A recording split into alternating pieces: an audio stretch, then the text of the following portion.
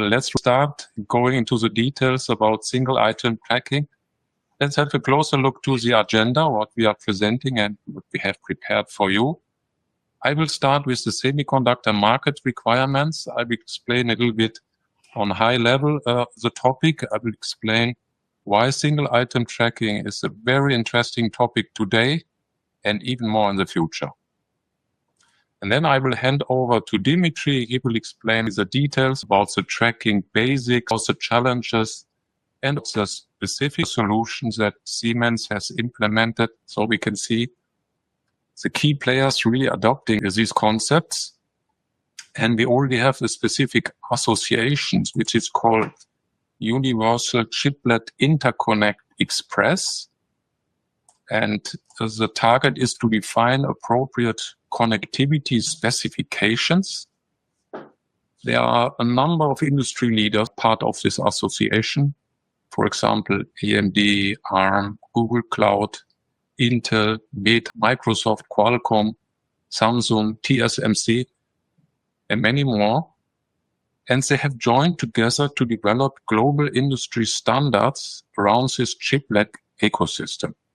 We can see that this topic is a very, very important one for the industry. So what is single item traceability that we've been sort of highlighting up to now? So there are two ways that you can do this, right? So how can you track a single item? And what is such a single item?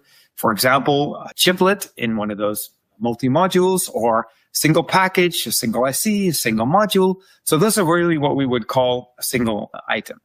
And the easiest way to be able to track these would be via a serial number. So a serial number that's scribed or pasted as a label or even tagged as an RFID so that each item can be tracked on the shop floor.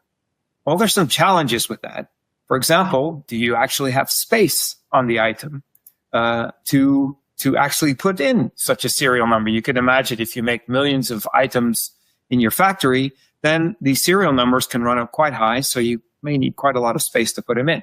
There also may be a quality impact. For example, you can't just stick a label on a wafer or something like that, because that impacts the quality as you're processing in different equipment.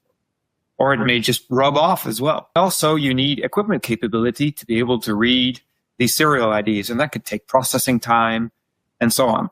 So although this is the best way of doing it, it's not always possible to realize this. So another way of actually single item traceability is by using coordinates. So basically recording position from one location translocated to another position. For example, if we take a die from a wafer 1, 2, 3 at coordinate XY and we place it on a strip ABC and coordinate PQ, then that's a way of recording the traceability throughout this chain. But of course, the challenge there is that if you want to follow such a chain throughout your reporting and analytics, you need to be able to build up this chain throughout your database and be able to pull that information back if you want to provide a level of traceability. And lastly, it's of course also very important that you are able to report on this. So, I mean, it doesn't make any sense to record all this data and then not able to be to extract the data, run your reports, do your traceability for quality analysis and so on in an easy way.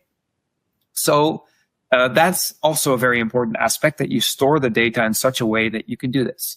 And related to that also is the master data related to all this. So what are your carrier structures? What are your product structures? What do you do at different steps? So you also need to be able to, in a flexible manner, set up your system to support these different levels of traceability.